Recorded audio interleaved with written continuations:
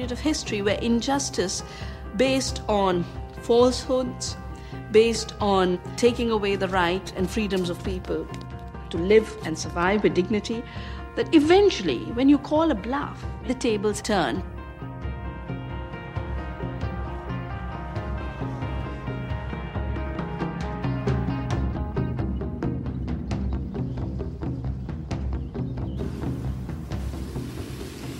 Ultimately, capital puts its foot down somewhere, and anywhere it puts its foot down, it can be held accountable. Originally, Walmart and Kathy Lee Gifford had said, why should we believe you that children work in this factory? What we didn't tell them was that Wendy Diaz, in the center of the picture, was on a plane to the United States. This is Wendy Diaz. She comes to the United States. She's unstoppable. Congress heard testimony today from children who testified they were exploited by sweatshops overseas. Kathy Lee Gifford apologized to Wendy Diaz. It was the most amazing thing I'd seen. This powerful celebrity leans over and says, Wendy, please believe me, I didn't know these conditions existed. And now that I do, I'm going to work with you, I'm going to work with these other people, and it'll never happen again. And that night, we signed an agreement with Kathy Lee Gifford. I thought it would be a relatively easy process, and it isn't. For every question I have, there seem to be 5 questions that come back at me. We have been... As far as Walmart goes and Kathy Lee, pretty much everything returned to sweatshop conditions. But because this was fought out on television for weeks, this incident with Kathy Lee Gifford actually took the sweatshop issue to every single part of the country. And so, frankly, after that, there's hardly a single person in this country who doesn't know about child labor or sweatshops or starvation wages.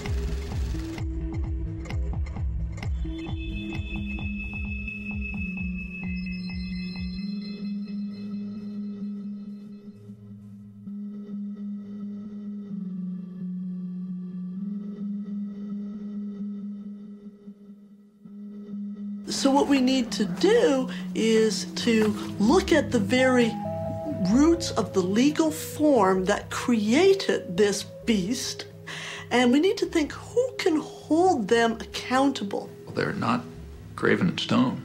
They can be dismantled.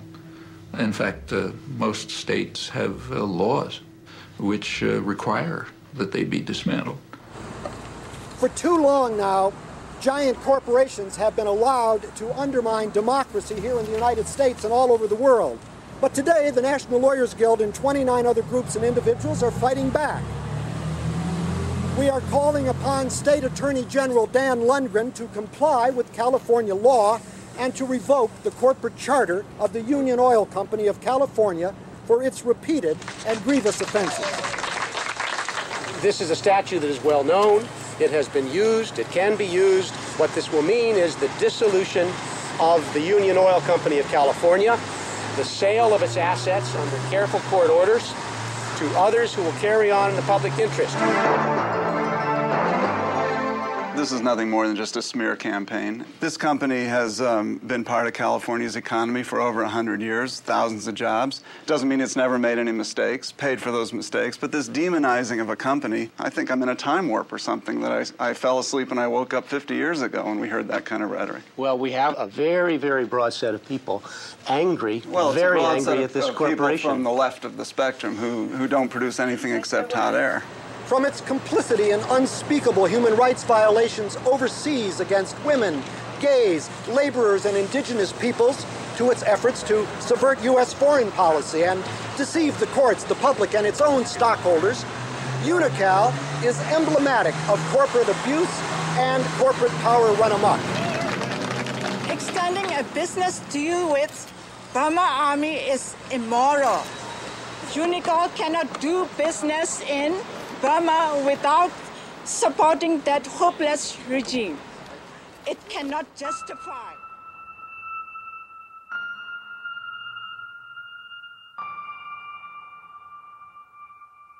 The curse for me has been the fact that in making these, documentary films, I've seen that they actually can impact change. So I'm just compelled to, keep making them. Yep, that's me, doing what I do. All year long, I give big companies a hard time. But at Christmas time, I like to set aside my differences and reach out to big business, like cigarette companies.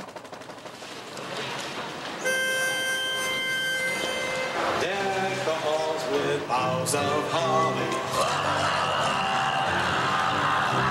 I went to Littleton, Colorado, where the Columbine shooting took place.